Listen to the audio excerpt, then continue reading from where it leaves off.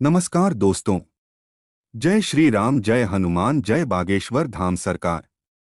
दोस्तों, पूजा करते समय दीपक तो सभी जलाते हैं, लेकिन जब भी पूजा करते समय अगरबत्ती जलाई जाती है तो न केवल वातावरण में खुशबू महकने लगती है, बल्कि छोटे छोटे कीड़े मकोड़े मच्छर भी भाग जाते हैं। क्योंकि अगरबत्ती को बनाने में बहुत सारे रसायनों का इस्तेमाल किया जाता है, लेकिन हिंदू धर्म में तो अगरबत्ती को जलाना बिल्कुल मना किया जाता है, क्योंकि वह बांस की बनी होती हैं। लेकिन फिर भी लोग बांस की बनी हुई अगरबत्ती से भगवान को खुश करने की कोशिश करते हैं। लेकिन जिस धर्म के देवता है श्री कृष्ण, उनकी बांसुरी ही बांस की हो तो वह जलाने से खुश होंगे क्या? वहीं अगर आप शास्त्रों में भी देखेंगे तो आपको धूप दीप और नैवेद्य अर्पित करने को कहा जाता है, कभी भी अगरबत्ती का जिक्र तक नहीं किया जाता। तो आखिर क्यों अगरबत्ती पूजा में जलाई जाती है? और अगर आप अगरबत्ती जला भी रहे हैं तो इसके नियम क्या हैं और कितनी अगरबत्ती जलाने चाहिए? दोस्तों, अगरबत्ती का पूरा जलना या ना जल पाना किस बात का संकेत देता है? क्या आपके सामने भी कभी ऐसे सवाल आए हैं? अगर हाँ, तो इन सभी सवालों का जवाब आज आपको इस वीडियो में हम बताने वाले हैं, वह भी बागेश्वर धाम के महंत पंडित श्री धीरेन्द्र कृष्ण शास्त्री के बताए हुए सभी उपायों के साथ। तो बने रहिए वीडियो के अंत तक। तो दोस्तों, स्वागत है आपका हमारे सत्य धर्म सनातन चैनल पर। आगे बढ़ने से पहले वीडियो को लाइक और चैनल को सब्सक्राइब जरूर कर दें, जिससे कि श्री बागेश्वर धाम की कृपा आप पर सदैव बनी रहे। चलिए वीडियो में आगे बढ़ते हैं। साथियों, सबसे पहले यह समझ लीजिए कि हमारे हिंदू धर्म में अगरबत्ती को बिल्कुल भी नहीं जलाया जाता, क्योंकि अगरबत्ती सबसे पहले तो बांस की बनी हुई होती है और बांस को जलाना हमारे शास्त्रों में महापाप माना गया है, क्योंकि हमारे पूर्वज कहते थे कि बांस को जलाने से हमारा वंश जलता है। इसलिए चूल्हा जलाते समय कभी भी बांस का इस्तेमाल नहीं किया जाता है और पुराने जमाने के लोग बांस की टोकरियां, सूपा जैसे कई चीजें बनाकर अपना पेट पालते थे। अपनी आजीविका के साधन को जलाना उन्हें पाप लगता था। तो अगर अगरबत्ती की जगह धूप को जलाया जाता है तो उसे पॉजिटिव एनर्जी तो आती ही है, साथ ही आसपास सकारात्मक ऊर्जा उत्पन्न होती है, जिससे हमारा वातावरण पवित्र हो जाता है और मन को शांति मिलती है। इसीलिए हिंदू धर्म और सनातन धर्म में अगरबत्ती जलाने के बजाय धूप बत्ती जलाने की सलाह दी जाती है। वहीं अगर वैज्ञानिक दृष्टि से देखें तो अगरबत्ती और धूपबत्ती के धुएं में पॉली एरोमेडिका हाइड्रोकार्बन होता है, जिसकी वजह से अस्थमा, सांस की बीमारी, सर दर्द और खांसी हो सकती है। और आप हमारे भारतीय मंदिरों को ही देख लीजिए, यहाँ के पुजारी में ऐसी समस्याएं देखना आम बात है। और जो खुशबूदार अगरबत्ती हम अपने घर में जलाने के बारे में सोचते हैं, उससे कार्बन मोनोऑक्साइड गैस भारी मात्रा में निकलती है, जो आपके फेफड़ों को अंदर तक से जला सकती है। और अगर इतिहास को देखा जाए तो जब मुगलों का शासन था तो वहाँ के लोग धूप दीप नैवेद्य चढ़ाकर भगवान की पूजा पाठ करते थे और फिर मुगलों पर आक्रमण करते थे, और कम सेना होने के बाद भी वो लोग जीत जाते थे। तो जब औरंगजेब ने देखा कि हिंदू लोग अपने भगवान से शक्ति लेकर हमें हराते हैं, तब उसने वहां के मंदिर और धार्मिक स्थलों को तोड़ना शुरू किया। फिर जब उन्होंने हमारे धर्म ग्रंथों का अध्ययन किया तो उन्होंने देखा कि हमारे हिंदू धर्म में बांस को जलाना अशुभ माना जाता है। तो इसलिए मुगलों ने बांस की मदद से रसायन का इस्तेमाल करके अगरबत्ती बनाई। और यह तो आपने देखा ही होगा कि अगरबत्ती का इस्तेमाल मुस्लिम धर्म में खास तौर पर किया जाता है, न कि हिंदू धर्म में डॉट। लेकिन फिर भी अगर आप अपने घर में अगरबत्ती जलाना चाहते हैं तो कुछ विशेष नियमों का पालन शास्त्र में जरूरी बताया गया है। तो सबसे पहले तो आप यह जानें कि अगरबत्ती को कौन सी दिशा में जलाया जाता है। तो अगरबत्ती को जलाने के लिए दक्षिण दिशा शास्त्रों में बताई गई है, क्योंकि ये यमराज की दिशा होती है और नकारात्मक ऊर्जा भी इसी दिशा से हमारे घर में बनी रहती है। तो जब आप कोई भी खुशबूदार अगरबत्ती दक्षिण दिशा में जलाएंगे तो यह नकारात्मक ऊर्जा वहीं के वहीं रोक देगी और वापस उसी दिशा में भेज देगी। साथ ही हिंदू धर्म में मान्यताओं के अनुसार मंगलवार और रविवार को भूल से भी बांस की अगरबत्ती नहीं जलाना चाहिए।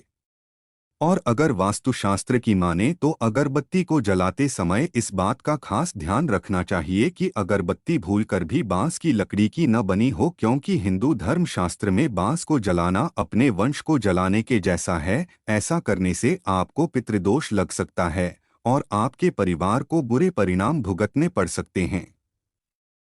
अगर आप पूजा करते समय अगरबत्ती जला भी रहे हैं तो बांस की न जलाएं। साथ ही अगरबत्ती जलाते समय अगरबत्तियों की संख्या का भी खास ख्याल रखें। पूजा करते समय कभी भी भूल से एक अगरबत्ती न जलाएं। आप या तो 3 या फिर 5 अगरबत्ती जलाएं, लेकिन अगरबत्ती बांस की नहीं बनी होनी चाहिए। साथ ही अगरबत्ती जलाते समय यह भी ध्यान रखें कि आप जो भी अगरबत्ती जला रहे हैं वह कहीं से भी टूटी हुई न हो और वह खुशबूदार जरूर हो। अगरबत्ती जलाने के बाद उसे बुझाने के लिए कभी भी फूंक न मारे। साथ ही अगरबत्ती को जलाने के बाद उसका धुआं और उसकी खुशबू को चारों दिशाओं में जरूर घुमाएं। साथ ही अगरबत्ती जलाते समय यह भी ध्यान रखें कि आप कमरे के अंदर कभी भी भूल से अगरबत्ती ना जलाएं। ऐसा करने से आपको फेफड़ों के संक्रमण की समस्या हो सकती है, क्योंकि अगरबत्ती का धुआं हमारे स्वास्थ्य के लिए बिल्कुल भी अच्छा नहीं होता। और जब हमने अगरबत्ती जलाने की नियम जान ही लिए हैं तो अगरबत्ती जलाने के फायदे भी सुन लीजिए। तो अगर आप बांस की अगरबत्ती जला रहे हैं तो आपको इसके कई अशुभ फल भी मिल सकते हैं, क्योंकि आपने देखा होगा कि पूजा का पंडाल, शादी का मंडप आदि बांस का ही बना होता है। यह खुशहाली का प्रतीक होता है। और फिर हमारे कृष्ण भगवान की बांसुरी भी तो बांस की हैं, तो बांस जलाने से आखिर वह कैसे खुश हो सकते हैं, आप ही बताइए जरा। अगर किसी भी देवी देवता की पूजा करते हैं तो आप बिना बांस की लकड़ी वाली अगरबत्ती जलाते हैं तो ये आपको शुभ परिणाम देगा। इसकी महक से न केवल घर का वातावरण शुद्ध होगा बल्कि छोटे मोटे कीड़े मकोड़े भी इसकी सुगंध से अपने आप ही खत्म हो जाएंगे। तो बिना बांस की अगरबत्ती जलाने से घर परिवार पर भगवान की कृपा हमेशा बनी रहेगी। अगरबत्ती को सुख, सौभाग्य और समृद्धि का प्रतीक माना जाता है। अगर वह अगरबत्ती बांस की ना बनी हुई हो तो उसे जलाना शुभ माना जाता है। उसके निकलने वाले धुएं से न केवल हवा शुद्ध होती है बल्कि दक्षिण दिशा में जलाई गई अगरबत्ती से आपके घर की नकारात्मक ऊर्जा भी खत्म हो जाती है। लेकिन हम फिर से कहते हैं कि बांस की लकड़ी की अगरबत्ती जलाने से आपके वंश की वृद्धि नहीं होगी और आपके घर में बरकत रुक जाएगी और परेशानियां पैर पसार लेंगी। इसलिए जब भी अगरबत्ती जलाएं खास ख्याल रखें कि उसकी डंडी बांस की बनी हुई न हो। अब आप लोग सवाल पूछेंगे कि आखिर बिना बांस की डंडी वाली अगरबत्ती हमें कहाँ मिलेगी। तो दोस्तों, आपको बिना बांस की डंडी वाली अगरबत्ती नहीं मिलती है तो आप धूप बत्ती का इस्तेमाल कर सकते हैं। इसे शास्त्रों में शुद्ध और पवित्र बताया गया है।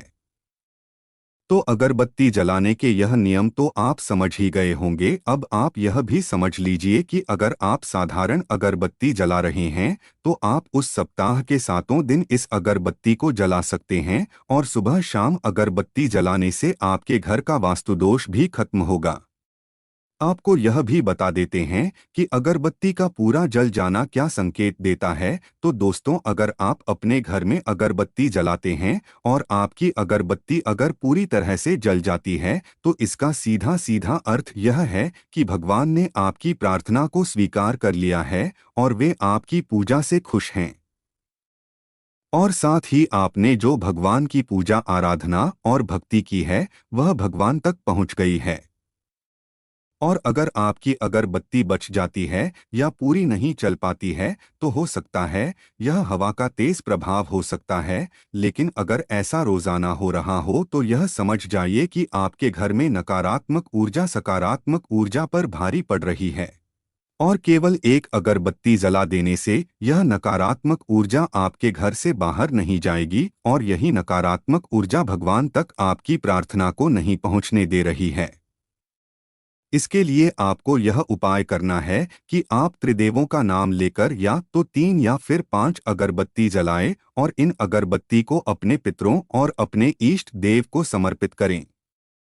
साथ ही प्रार्थना करें कि वो आपके घर की नकारात्मक ऊर्जा को सदैव के लिए खत्म कर दें और इसके साथ दक्षिण दिशा के कोनों पर अगरबत्ती को सुबह और शाम पूजा के समय जरूर जलाएं और उसका धुआं और खुशबू पूरे घर में महकाए। ऐसा कुछ समय तक अगर आप नियम से करेंगे तो यकीनन आपके घर की नकारात्मक ऊर्जा खत्म हो जाएगी और दिव्य शक्तियां आपके घर में निवास करने लगेंगी। तो यह उपाय थे अगरबत्ती के, जो बागेश्वर धाम सरकार ने अपने भक्तों को बताई, जिन्हें अपनाकर आप अपना और अपने परिवार का कल्याण कर सकते हैं। तो उम्मीद करते हैं दोस्तों गुरुजी की बताई हुई ये बातें आपको ज़रूर पसंद आई होगी। अगर आपको यह वीडियो अच्छी लगी हो तो चैनल को सब्सक्राइब करके, वीडियो को लाइक करके और कमेंट बॉक्स में जय श्री राम, जय जागेश्वर धाम सरकार, जय हनुमान ज़रूर लिखें और इसे ज़्यादा से ज़्यादा शेयर करके बाकी लोगों तक भी पहुंचाएं। तो मिलते हैं अगली वीडियो में, तब तक आप अपना ध्यान रखें, स्वस्थ रहें, सुरक्षित रहें। धन्यवाद।